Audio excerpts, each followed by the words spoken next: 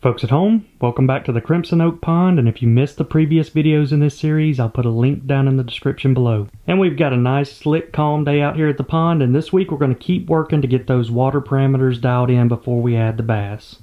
They're going to be coming in the next week or two, and if you missed the last video, we added 25 tons of lime and started our fertilizer program, and all that lime really helped clear the water up. This is what it looked like before. And then here's a shot of it a few days after we limed it. That first clip had a visibility of around 16 inches, and after the lime it at least doubled up to 32 inches. So it definitely made the water a lot clearer. But before we get too deep into the pond stuff, I've got some exciting news. We added some members to the Crimson Oak family. These are our two pet ducks, Allie and Bam Bam, and Allie's been laying on a nest of around 8 eggs for the past 4 weeks. And you guys know me, I had to capture as much of the newborn chicks as I could, so I put what I called a hatch cam in the duck house. Now let's take a look at some of that footage. And you can see the first one hatched, and folks, I can honestly say there's not much cuter on this planet than a baby duck. This is his first time getting out and exploring and seeing the world. And you can definitely tell that Allie is a proud mama duck. And you can see here she's been keeping all the eggs tucked in the nest.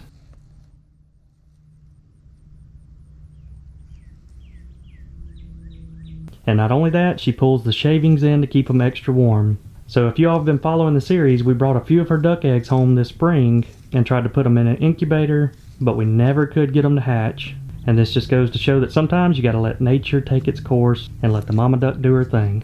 And now if you look closely, you can see the second one hatched. And it looks like we got a proud daddy duck. So this is one of the first times the two ducks have gotten away from the nest, and they're getting out and exploring, and it looks like they're even going to check out that clump of grass and see what all they can eat. So this is our first time raising ducks, and we did a little bit of research and found out that you're not supposed to put the newborn babies in water for about the first week. So however many we end up with, we're going to keep them in the pen and keep a close eye on them, and we're going to feed them this mix of food that's perfect for ducklings. But this is definitely one of my favorite shots. So the third duck is hatching out of his egg. And it just so happens that his head gets stuck in the egg. And he's working as hard as he can to get it out.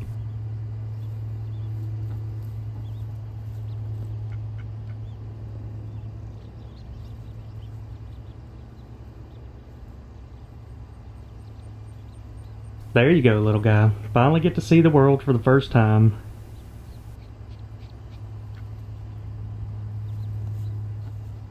And he quickly makes his way back over to the mama. So let's get an update on the fish in the pond while we wait on more ducks to hatch. So it's only been a couple of months and all of our bait fish have already gotten accustomed to the feeders. This particular feeder goes off every day at noon. You can see them down there waiting on it. Let's go ahead and show you a quick feeding.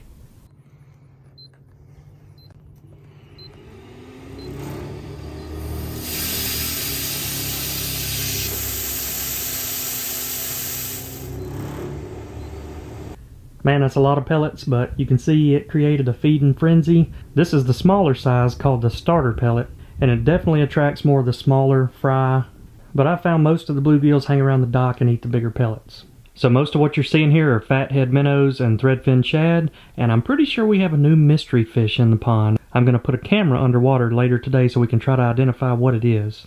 But you can see off in the back some of the bluegills will come up. They're usually the ones that eat it at the surface. And look who we got flying in to cool off. It's the two geese, Johnny and June.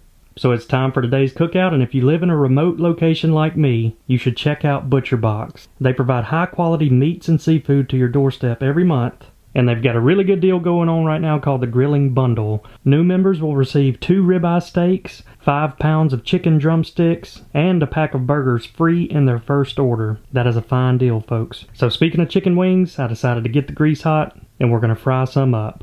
The first thing I like to do is get the temperature up to 350. I got the grease hot, now we're going to drop them in and fry them until they're golden brown, which usually takes about 10 minutes. Now it's time to mix up some wing sauce. I like to use Frank's Red Hot, and I'll mix about 1.5 cups of that with 1/2 cup of butter. Toss the wings in there, mix them all up. Next up, we're going to cook some fried pickles. Just toss them in a bag with some batter. And these don't take nearly as long to cook, just about a minute or two, you'll see them start floating. So folks, I would highly recommend ButcherBox, and I'll put a link down in the description below. Jump on that deal now, get 2 free ribeyes, 5 pounds of drumsticks, and a pack of burgers added to your first box. Alright, time for an update on the ducks. After all the hatching was said and done, we have 6 of the cutest little ducks around. And I could literally sit here and watch this footage all day. So we got their first feeding ever, and this is their first experience with food and water. And you even got the mama duck trying to teach them how to do it, mixing the food with the water. But I think these 6 guys are just as happy as can be. But we do have one big issue. So I had a lot of people tell me to watch out for the male duck, that sometimes they'll pick on the baby ducks because they see them as future competition for breeding and things like that. So we were keeping a close eye on Bam Bam, and there were a couple occasions where he did show a little bit of aggression towards the baby ducks. So we decided the best thing to do for everybody was to remove him out of the pen for now. But I thought that this would be the perfect opportunity to see if he wanted to go for a swim in the pond. So I gave him 2 options. He could either go out the mini door into a pen and we'd move him to a bigger pen, or I left the main door to the duck house open, so if he wanted to fly into the pond and have a swim, that was also going to be an option. So let's see which one he picks. He definitely seems intrigued by the freedom and the big puddle of water out there.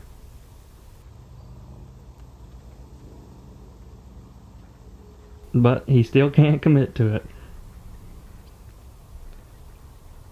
Even Mama Duck wants to come over and take a look for just a second, but we know she's not going anywhere. So I left the door open for 30 minutes and he never wanted to come out, so I ended up just moving him into a different pen until those little ducklings grow up a little bit. Now they have the house all to themselves, no worries in the world about getting picked on by bigger ducks.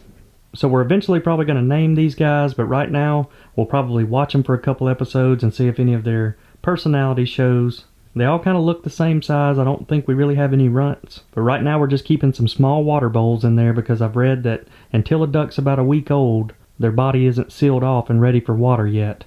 So after they all get their bellies full, time to head back over to Mom and take a nap. So I put some underwater cameras out near the feeding areas, and I wanted to get a closer look at that mystery fish, and you can see it's the one that's kind of transparent and looks pregnant. And in our backyard pond we have some of these that we call mosquito fish, but I can't quite tell if that's what it is or not. So folks, leave me a comment down below if you know what this species is. So we've only put 3 species in, and that's the fathead minnows, which are long and skinny, and then the threadfin shad do have more of an arched profile like these smaller fish. But they typically have that bright white scale pattern and that black dot that really lets you know it's a threadfin. And then the other species is the bluegill, which this is not. So I'll definitely be interested to see what kind of fish this is, and we might get a little bit more cues once it gets older. But we also have another surprise visitor, and that's Mr. Turtle. I've seen a couple turtles in the pond, and we also saw a baby this past spring. So I knew we had a few in here, and it looks like the feeders are drawing them in as well.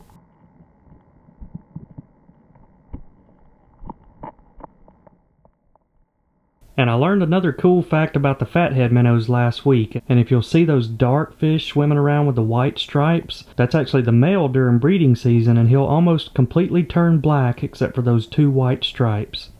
I thought that was pretty cool. Man, it's like a pack of piranhas in there. But as you've probably heard me talk about in the past, unfortunately these fatheads may get wiped out in the first year or 2. They're just a little bit too slow for those predator fish like a bass. The turtle said, "I've never seen a GoPro in the wild."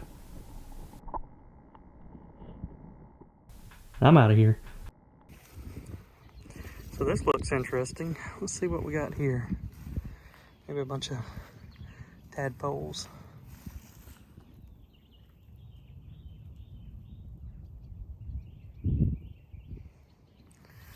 That's a bunch of them.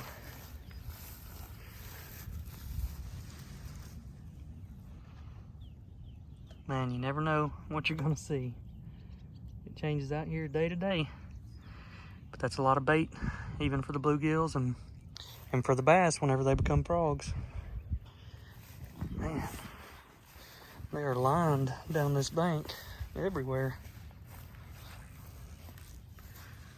Man, that's wild. Jeez, another group of them. I guess it's mating season. So here's a quick look at the 2 different size pellets that I've been feeding the fish. We got the Aquamax Sport Fish and then the Aquamax Starter. And if you look right there at my hand, the one on the left is the Sport Fish and the one on the right is the Starter. We have the bigger size here at the dock, and all the bluegills hang out here, the fish that are getting really big, and I feed them twice a day. And all the bait fish that we just saw stay over there in that shallow area. You can still see some of them hovering on the top right there. But so far it's been a perfect mix, and you can definitely tell the fish love eating it, and they're getting pretty thick. So we've been seeing a lot of bird activity around the shed, and I just happened to walk by this bucket one day and see a bird fly out. And wouldn't you know it, it's made a nest, got a few eggs in there, so there's going to be a lot of new life out here at the farm. So the next objective this week was getting power ran out to the Crimson cabin. So we got the folks out here with the power company. But one of the cool things I was able to watch them do is they needed to replace the power pole. And I was curious to see how they were going to do that with it still feeding things downstream. But they brought out 2 different buckets, and one of the buckets went up and attached the lines from the power pole and held them up there while they used one of the other trucks to remove the pole, then got the new one added in and lines back attached. They definitely made it look easy. And then after they got that new pole in, we had to run about 400 feet of conduit underground so we could keep our power cables buried going out to the cabin. So they got the conduit all laid out and used this machine to dig us a 4-foot trench. And the thing I liked about this piece of machinery is it had that bucket on the bottom that they used to fill the trench back in after they got the conduit in. And again, it made it look easy. And the last thing they had to do is pull about 400 feet of cable. So we got everything installed, and then also the electrician came out and got the cabin tied in, so now we have power and we're good to go. Alright, we had a full moon coming out tonight, so I had to set up the time lapse and get that good nighttime shot. So while we watch that unfold, I want to talk about a couple things you guys have been asking about. Probably the most common question we get, are we going to tag our pet bass when we put them in the pond? And absolutely we're going to tag them, and I actually just purchased a tagging kit that we're going to be showing you in the next video that's called a pit tagging system. And not only are we going to tag our 3 pet bass when we put them in the pond, but all of the other bass that we put in there, we're going to tag them as well. And it's going to be cool for a couple reasons. One of them, we can see if we catch Moby or Bonnie and Clyde in the future, but also for all of those new F1 tiger bass, we're going to be able to track their growth. So every time we catch them, we can scan them, get a weight and a length, and then document it. And for me, this is going to be really interesting and provide a lot of good information. And just say we tested something out like stocking tilapia to see if it would make them grow quicker. We could get a lot of length and weight measurements on the fish before we stocked them, and then maybe a few months after it, and see if their growth rates trended in the same direction or if they went up, and that new food source made a big impact. And here's one of the birds that's been showing up pretty consistently, and that's the blue heron. Now, I've only seen one of them, but he's a pretty aggressive feeder. He comes in low light situations, first thing in the morning, late in the evening, and he's been coming more and more at night, especially when the moon's up and it brightens everything up. He feeds well on into the night. Now it's time to feed Mr. Moby.